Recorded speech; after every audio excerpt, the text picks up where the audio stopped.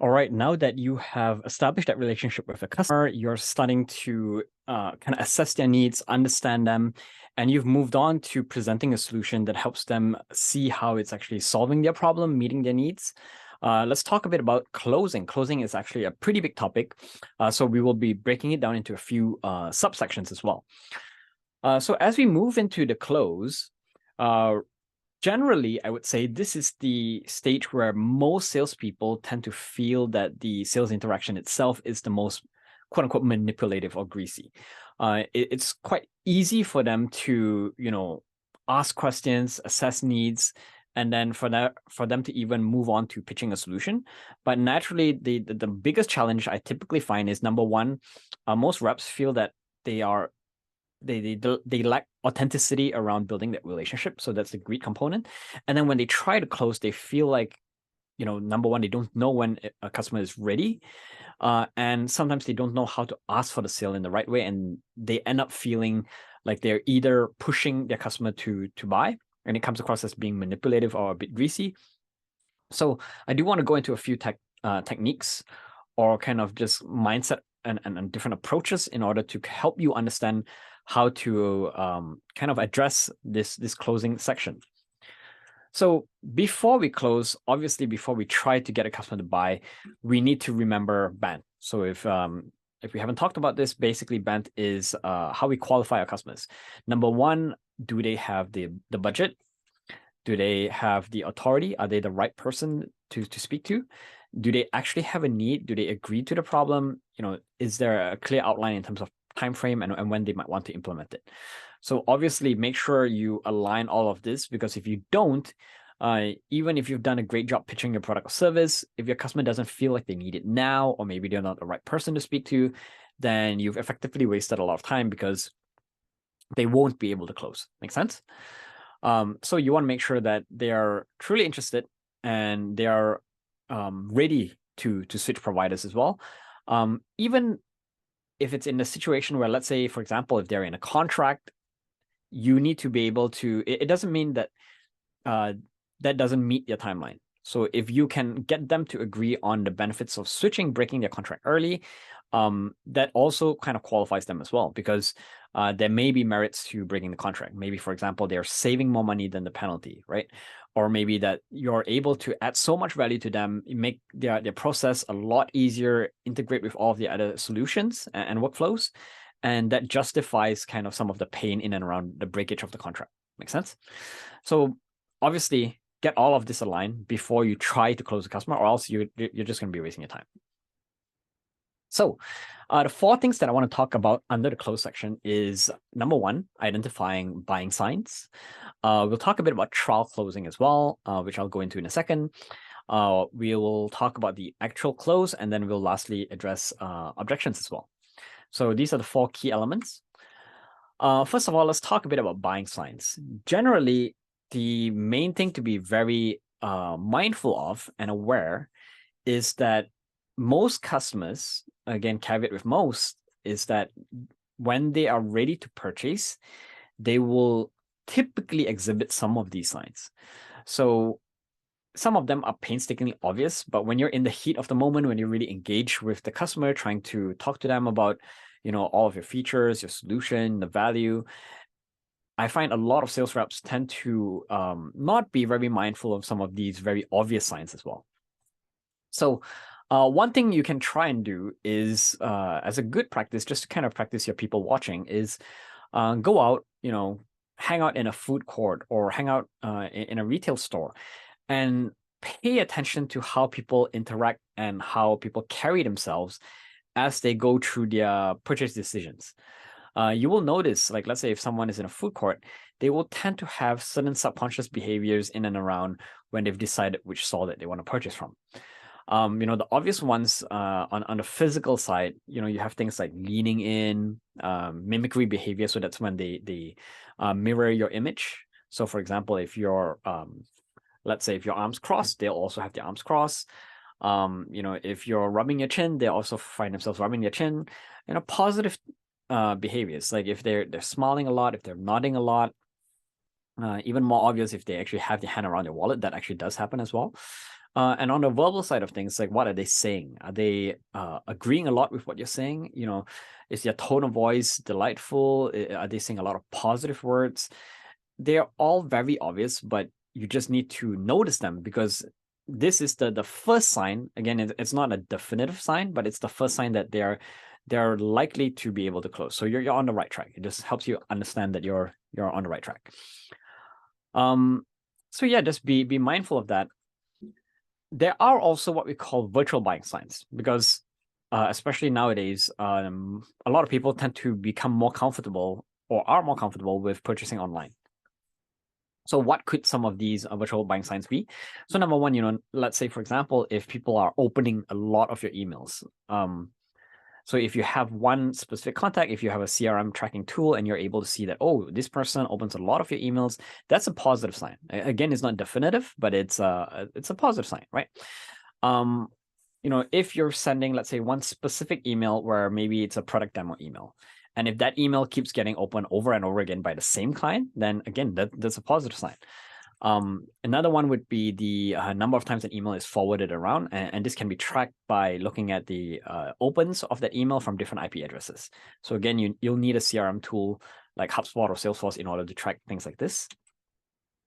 Are they engaging on your website? Are they visiting, let's say, your FAQ page? Are they visiting your pricing page, right? Those are all positive things. And when we get into in a different video, when we talk a bit about implementing sales systems, tools, and automations, I'll talk more about lead scoring and what we talk about in terms of defining a marketing qualified lead and sales qualified lead. But generally, these are kind of the virtual buying elements that help you understand if someone is ready to purchase. Coming back to your website over and over again, or reading a certain blog, those are all generally positive signs. So that's checkpoint number one. It just helps you understand if you're on the right path. There are also negative behaviors that you want to be mindful of.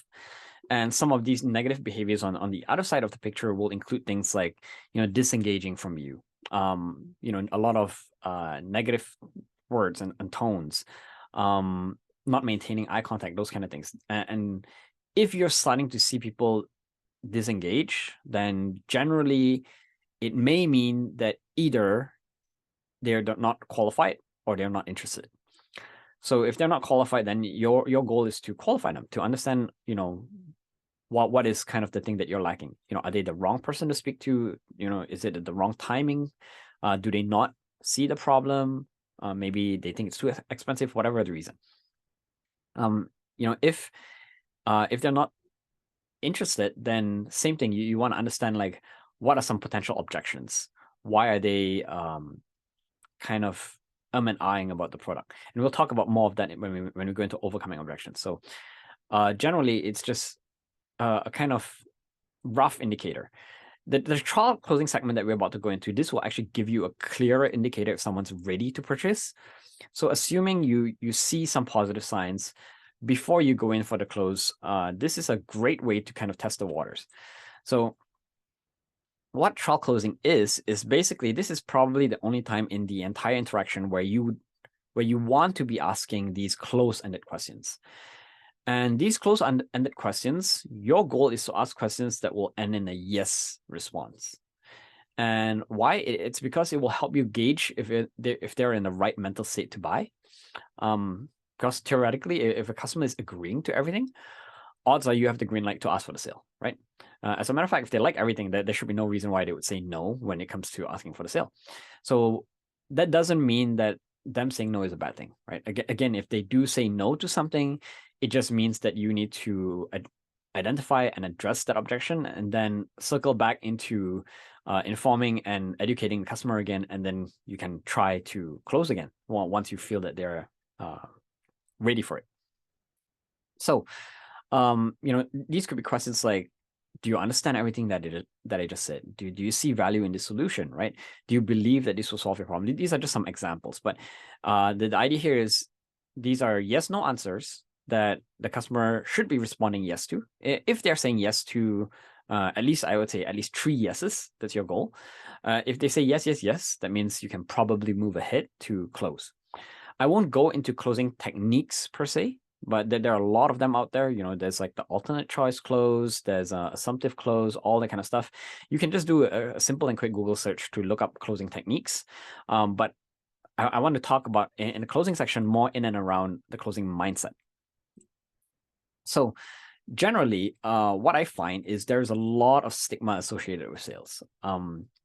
You should, instead of viewing sales for the sake of sales, view it more as customer service. Your goal is to help the customer.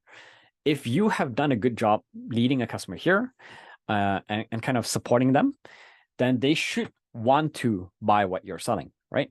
And generally, the customer, in most instances, will expect you to lead the conversation. They expect you to close. And if you don't ask for the sale, it actually shows, number one, how clueless you are. And remember, like I talked a bit about kindness versus niceness before. You don't want to avoid closing just because it's uncomfortable for you. Yes, there are going to be situations and circumstances where it's either uncomfortable for you or for the customer. But if you know sincerely, and again, highlight keyword here, sincerely, that it is something that is best for them, then you should be pushing them to do something that will actually benefit them, right? It's not about strong arming them or forcing them into the sale, but it's more about you controlling the process and making sure that you follow up. Don't expect the customer to have to follow up with you in order to want to buy a product or service, right? So you have to ask, number one. It should never be the customer saying, okay, let's sign up, right? If you don't ask, generally the rule of thumb is that the customer will never say anything. So if you don't ask, the answer is going to be silence. And the last thing to just think about is one great analogy that one sales mentor of mine, Shannon Watt, mentioned is that if you are at this stage where you've pitched your solution to a customer and you haven't come in and asked for the sale, it's kind of like if you go to a party, you wish the person happy birthday, you come with a present, you show that person the present, you talk about how amazing it is, and then you go around the house telling everyone else about how amazing this present is, and at the end of the day, you leave the party with the present still in your hand, right? So it doesn't make sense to do that. So it's unfair for the customer. If you have a solution that will fix their problem, they will want it. So you should be able to offer it to them. So don't feel that closing is something that is manipulative. In an ideal situation, this is something that a customer will need. If they are still not aware that they need this product or service, then it means that you probably haven't done a very good job in terms of pitching and presenting your solution. So again, then you need to revisit that step and understand how you're tying some of your features, some of the benefits of your product or service into what the customer cares about, their value, their personal identity. So your goal here is just to really be the driver of the bus. You need to lead and guide the process, right? Instead of waiting for them to nudge you on it. And you should also be mindful of what steps it takes to close the customers. So what I mean by that is one example, as a quick analogy, is if you, let's say after a call, you typically know that there needs to be more decision makers in the next call in order to proceed with the sale. Then you want to actually invite them to schedule the next call while you're still on the call with them, if at all possible.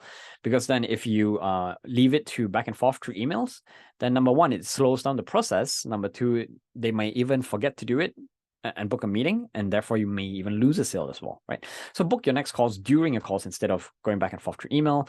Identify who needs to be in the room and invite them to that next meeting as soon as you can. And even better, if you can, identify an implementation timeline so that you can hold them accountable to it. And we will dive into this in a second when we talk a bit about internal versus external urgency. So just keep that in mind in terms of understanding and agreeing to kind of the timeline, both for closing, but also for implementation. So some things to be mindful on the B2B side of things. If you can, for business to business, you want to try to generally talk through the big beefy items, at least in a call, if not in person, rather than just shooting over an email or proposal. So set clear next steps, try to get people in the room and walk them through everything, get them to agree on kind of the challenges, the opportunities, the action items coming out of it. And then if you want, like what you can do is basically, if you have everyone in the room, you can whiteboard the session, and that will basically turn into your proposal, right? Nothing in your proposal should come as a surprise to your client, because if it is a surprise, that the challenge that you will find then is if you shoot over a proposal via email, it's really difficult for you to identify why they may not be interested or why they may be unresponsive, because there may be different elements in the proposal that were either not covered or maybe they disagree with. So you want to make sure that there should be no surprises. And if there's any kind of friction, you want to clarify those elements. You want to ask them, is anything missing? Make it collaborative, right? And then you can send a proposal after the meeting. But generally, never a good idea to send a proposal before a meeting. It's okay to send it after a meeting. Make sense?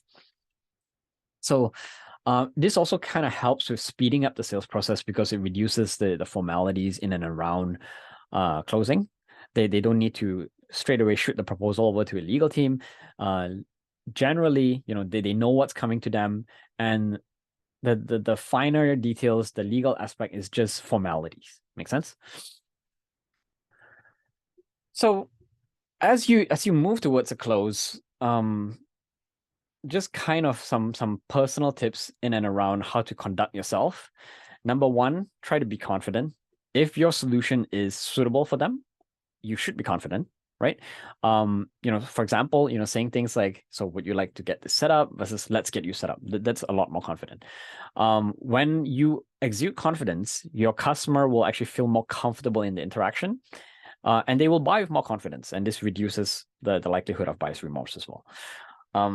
If you are, I'm sorry to say this, but if you are not confident in your own product or service or solution, or that it actually solves your customer's problem, then that means something. That means either you're selling the wrong product and you shouldn't be working at this company, or the customer is potentially not actually a good fit. And if that's the case, and if you really stand for them, then you should be positioning them in front of something else.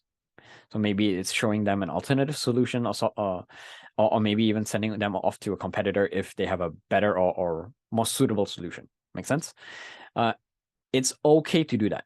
It's okay to lead with integrity, and your customers will feel much better at the end of the day, and it will actually lead to much better long-term both results, but also customer satisfaction, right?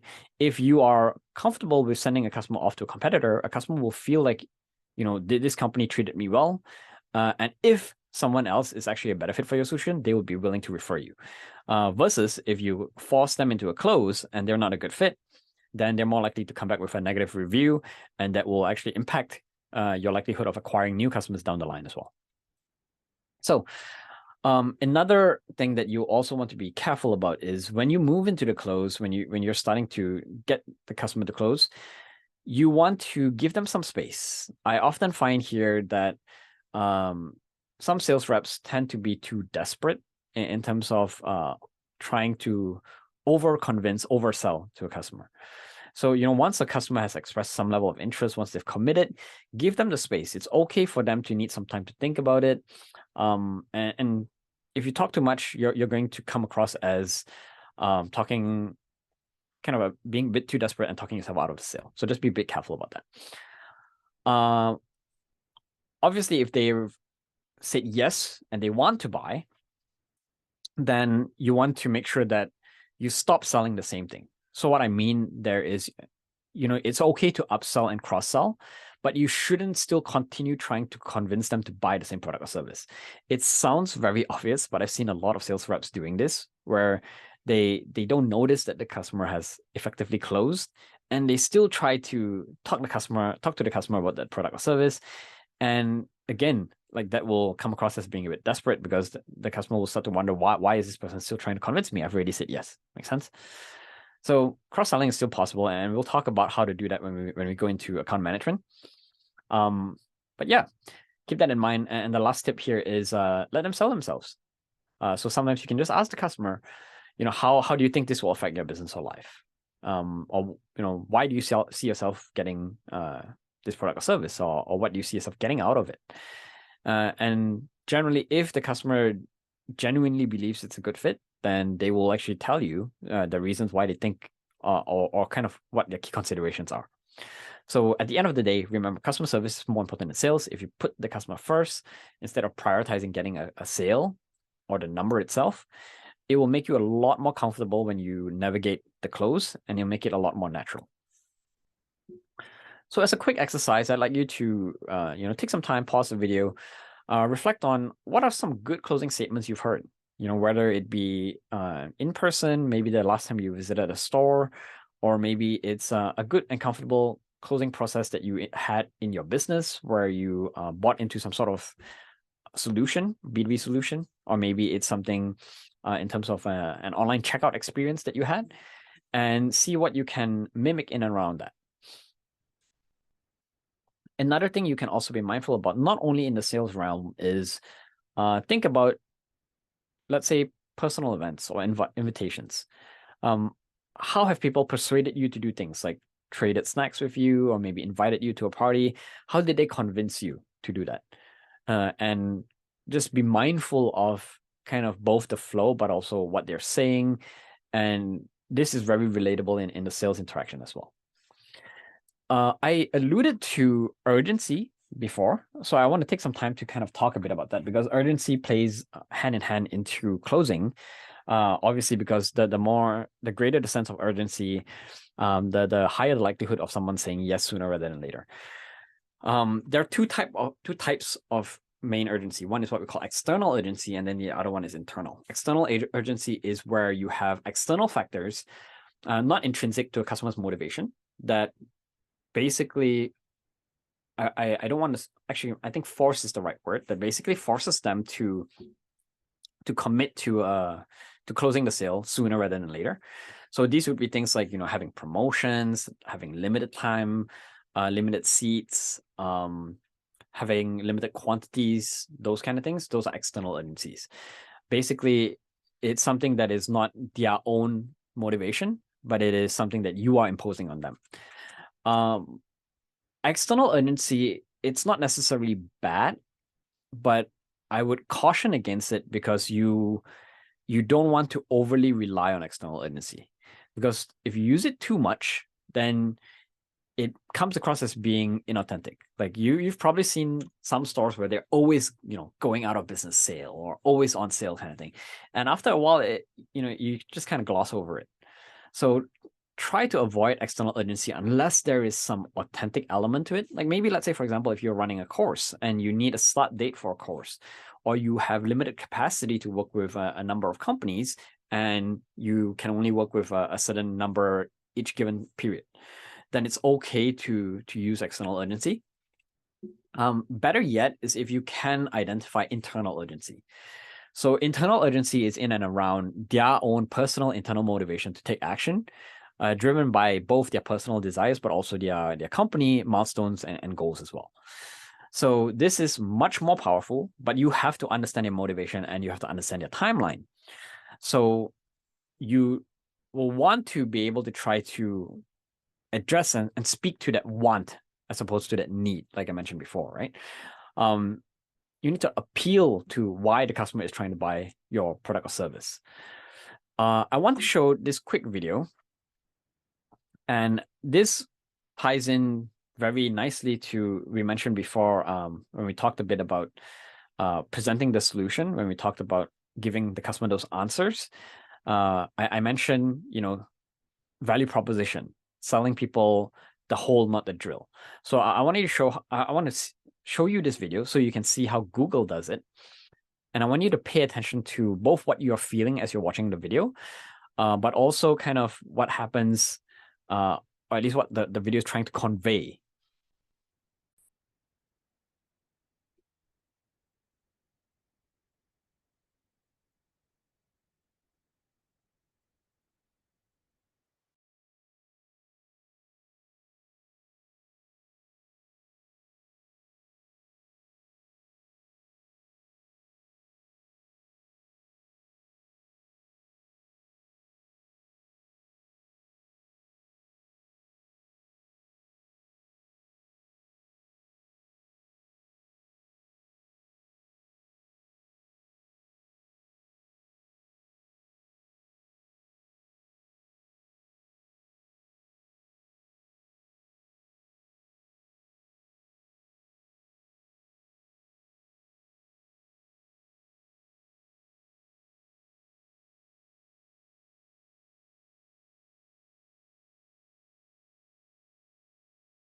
All right. So if you notice with the video, a few beautiful things. Number one is it's using effective storytelling to paint a picture of a customer's story and interaction with the company's product or service, right? So what you will notice here is Google is basically offering a search engine. And the search engine is what does it do? It addresses a customer's problem. The problem is I need a quick and efficient way to search for information. But they're not just showing the search engine and the features of the search engine, right? They are painting a picture of why the customer is trying to find information. And in this specific use case, the customer is going through the journey of learning new information about, like, how to impress a French girl, how to get flight tickets to this place. And it's at the same time highlighting all of the different features that you can do with Google. Like, you can search flight information, you can search, you can use it as like a tertiary to kind of, not tertiary, what's the word for it? Thesaurus to identify and learn the meaning of different words. And then from there, you can look at, maps. You can use it to translate. So it's showing the power of the tool itself. But not only is it showing the features, it's showing it how it would be used in context to this person's story, right? So if you can identify your customers' why, like why are they trying to search or why are they trying to use my product or service, then if you talk about that when you are presenting a solution, it's much stronger because they can see that, oh, this enables me to do what I want to do. It enables me to kind of solve my root cause, not kind of the symptom of the problem, right? So think about how you can address that underlying want as opposed to just merely speaking to the need of the customer. So a good thing or a good practice to do is when you are doing your research with your customer is to actually ask some questions that will help you uncover some of those internal urgency factors. So you want to ask things like, how much longer are you willing for things to be this way? Or you might ask something like, how soon do you want to see these results? Because once you have that, it helps you understand their timeline in terms of when they may want to consider a solution. And also, it might also help you to understand the implementation timeline as well. And your goal is to hold them accountable, right? So when you come back to closing, then if you had asked those questions, then as you're trying to close them, you can say, hey, for example, you wanted this results by this date. In order to do that, we need to start by this date, kind of thing. So one example that I previously mentioned is when we were selling our fundraising programs, we would educate customers on generally the rough timeline of what it looks like for a fundraising process. So I might tell the customer, hey, you know what? You may think that fundraising is something that you can go out overnight and find investors to pitch to, and then they close into your round, but it's not that easy. Generally, fundraising takes 6 months to about 12 months. And why it takes that long is because, number one, you need some time in order to create your what we call due diligence folder. So that's your folder with your financials, with your credentials, with your pitch decks, with your all of the assets that an investor wants to look at in order to verify that you're a real and legible company. So maybe even your patents, resumes of your employees, those kind of things. So it takes some time to put all of that together, generally 1 to 3 months, depending on what you already have in place. And then from there, you'll start to establish relationships with an investor. Investors don't invest in strangers. They invest in people that they trust, right? So again, generally another 3 months or so. And then to actually close, you need some time to negotiate towards closing the round as well. So again, that's another about 3 months or so. So, I'm kind of giving you this example so you understand how I talk to a customer about it. And basically what I will then do is I might say, okay, based on your goal with your company, you say that ideally you want to be able to raise a round of funding, let's say by December this year, because you want to be able to scale and implement some new projects next year. Therefore, we probably need to get started by, let's say, May or June latest, in order to get everything in order, so that when you do open up for a round, you can actually close efficiently and quickly, instead of ending up in a situation where you have your business on the market for too long and you try to raise a round and no one's investing in it, and then you end up not being able to close a round because you don't get enough investors across the line. right? So if you understand your customer's internal timeline, their motivations, why they need X, Y, and Z, then it becomes a lot easier for you to outline when they should get started. And naturally, on the closing side of things, it's much easier for a customer to say yes to this, because they don't feel like you are pushing them into a sale based on your own kind of motivations. Like, hey, we have this promotion, we're doing this because we want to hit certain revenue targets by this quarter. It's not about that. It's about them. Make sense? So last piece is, let's talk a bit about overcoming objections. Naturally, in every interaction, there will be some objections that will come up. But the goal is, the more you can plan for it, the less problematic it will be, so to speak. So objections are not the end of the road.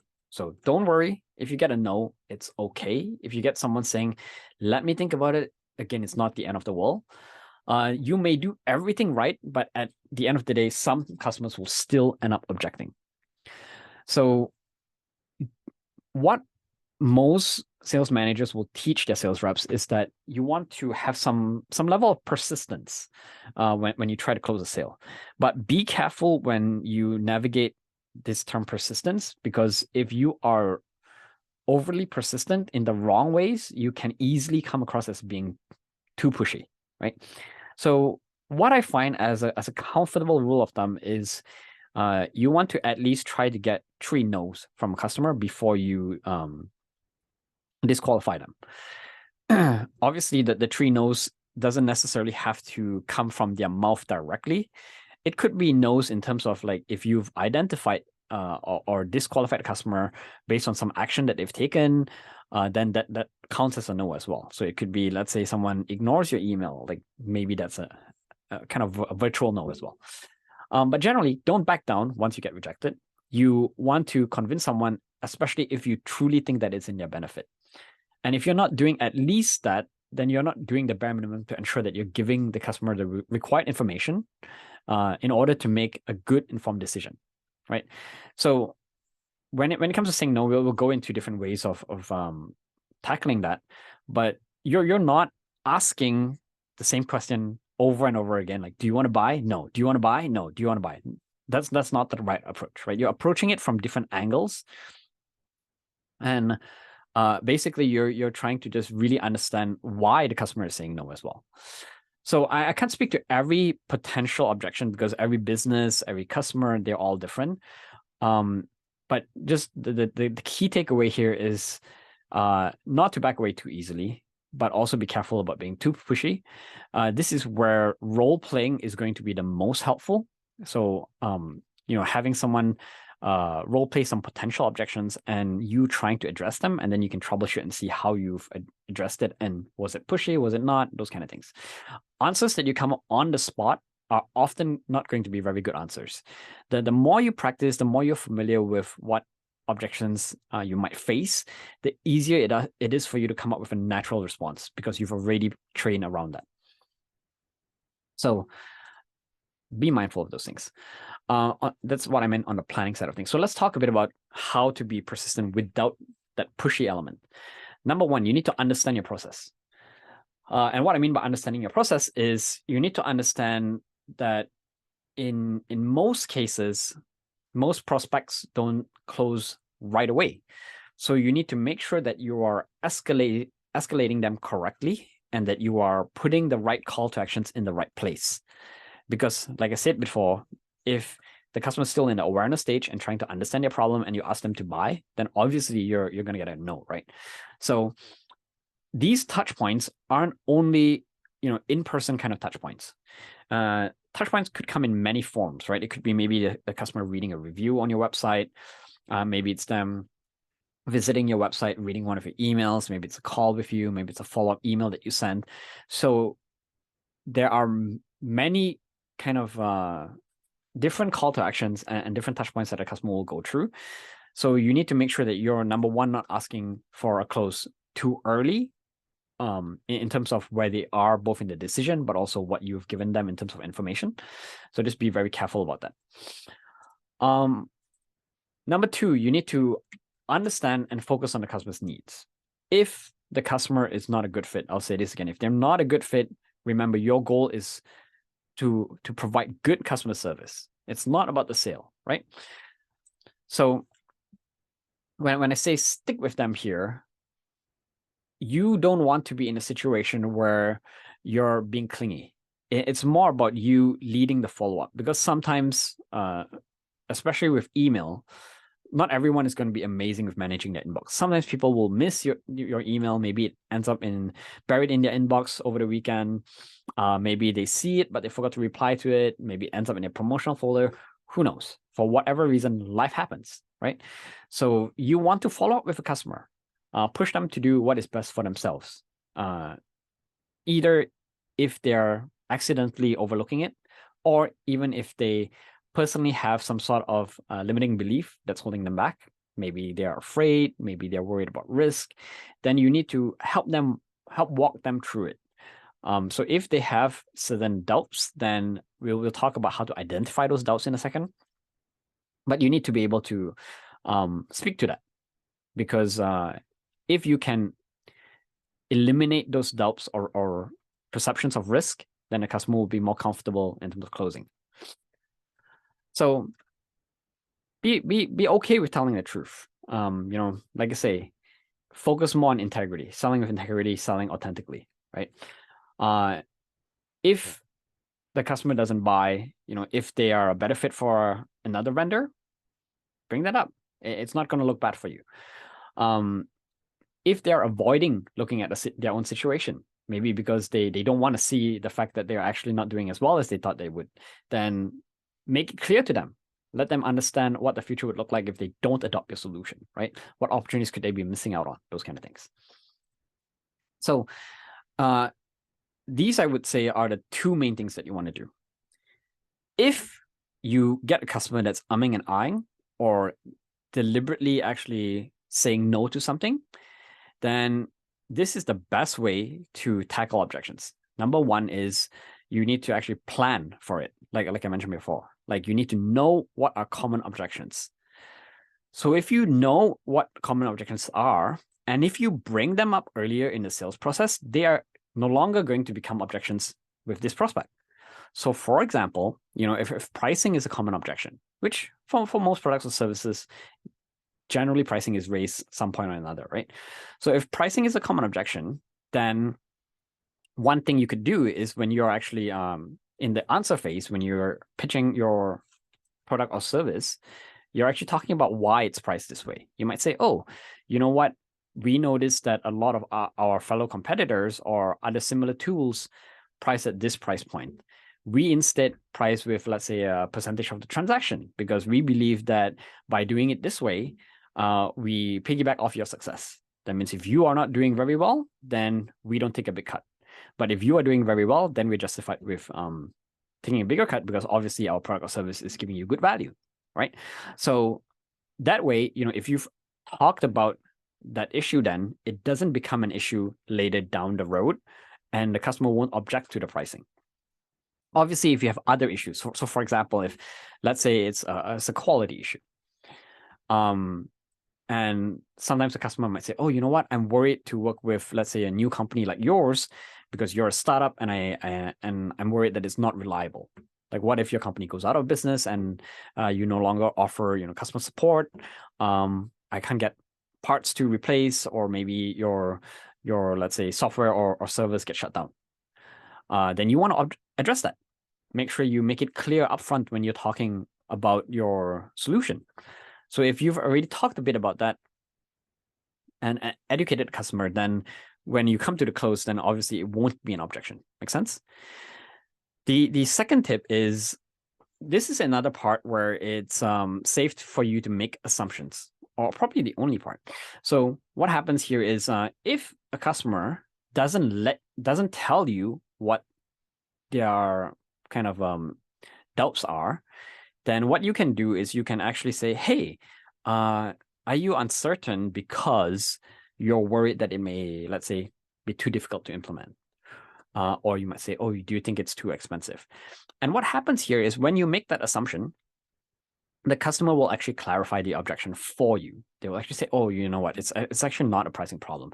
I just need to speak to my wife about it or something else, right? So here you can bring it up, assume, and then they will gladly correct you, and it will help you understand why they're hesitating, right?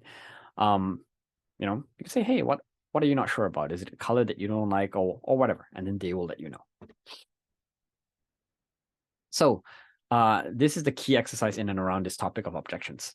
You need to identify your typical and common objections and start to think about how you will address them. Because once you have that in place, then like I say, if you talk about it before it even comes up, it's not an objection. Here are some common objections just to help you walk through and think about how to address some of the main ones. So pricing is obviously the most common objection, you know, saying I don't have a budget or it costs too much.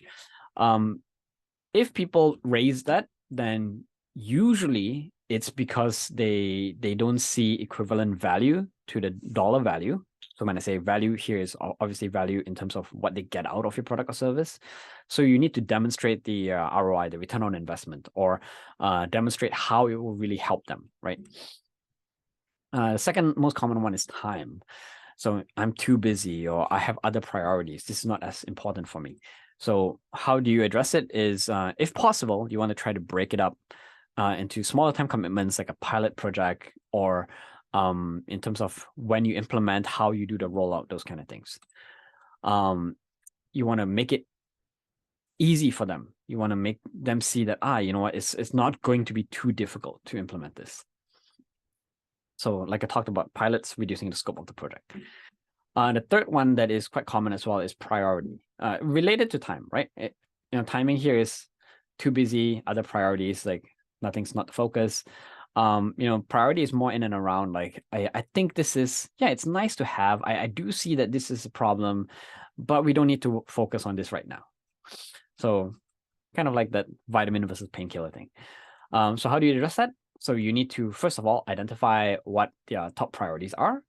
And if they don't already see it, you need to understand, you need to help them understand how your solution actually helps them accomplish those key priorities, as opposed to what they perceive as your solution actually addressing. Make sense? So in this case, obviously, again, it depends on whether or not you are able to actually address those key priorities.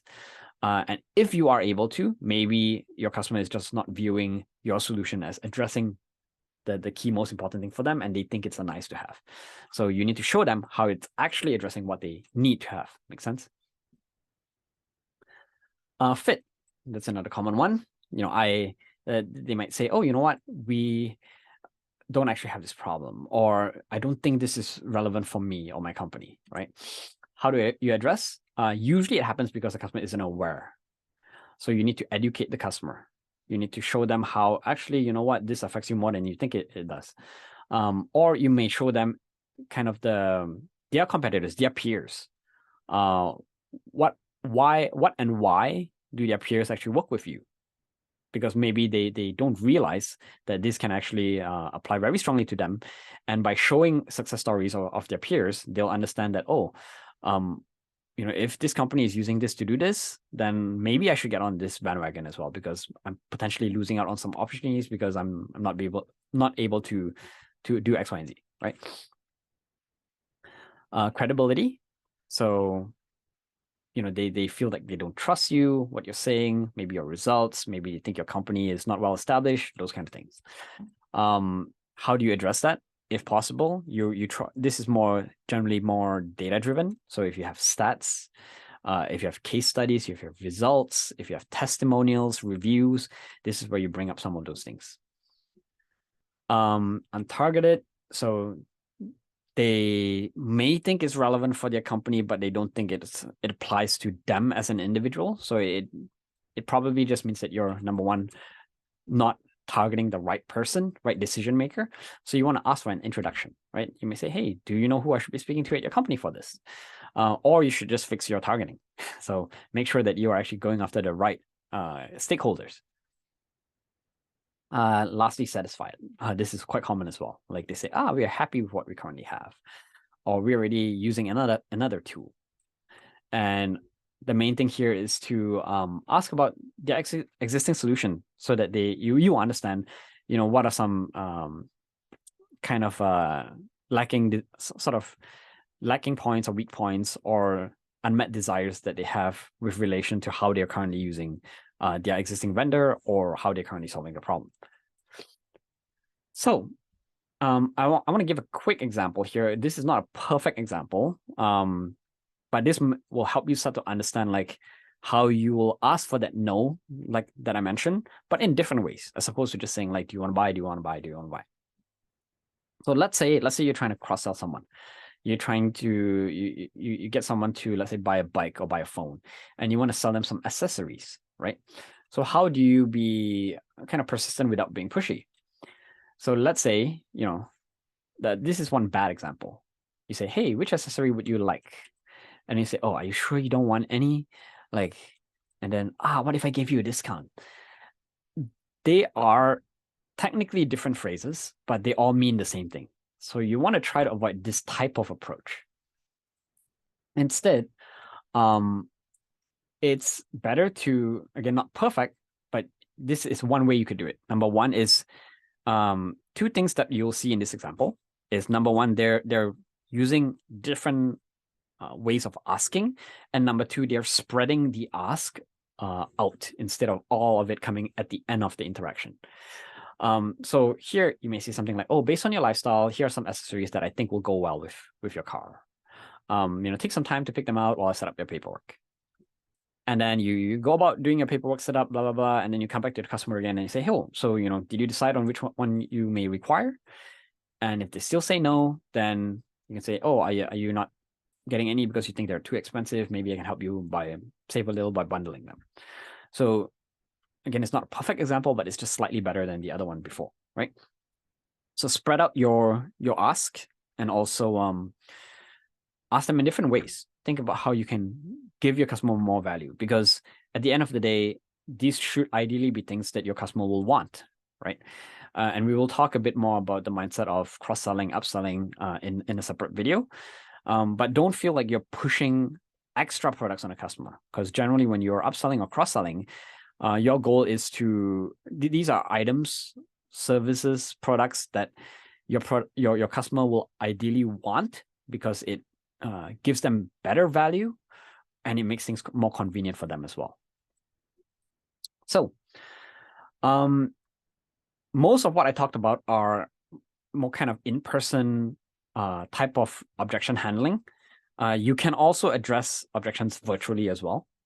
That's it. It's not going to be as easy. It's harder for you to uncover virtual objections because you are not interacting with a customer in a live situation. So it's a bit more difficult to understand why they don't move ahead with the purchase. What you can try to do instead is you want to do what we call reducing that funnel leak element that I talked about. So if you have mapped out your funnel, and if people fall off in a certain stage, you want to try to basically retarget them. You want to go after them and understand why they fell off in the funnel. So for example, if people put some item in their shopping cart and they didn't check out, then you want to follow up with them. Maybe you follow up with an email, maybe it's calling them, maybe it's offering a walkthrough for them, or what have you, right? Maybe you may even give them a sample, or maybe you may even do a trial account for them. So your goal is to basically give them a sense of the experience if you can. But yeah, try to understand why may they, or at least why they didn't take action. And hopefully by retargeting them in different ways, you can address that unknown doubt that they were having. So it really relies very heavily on your ability to track their online behavior and data.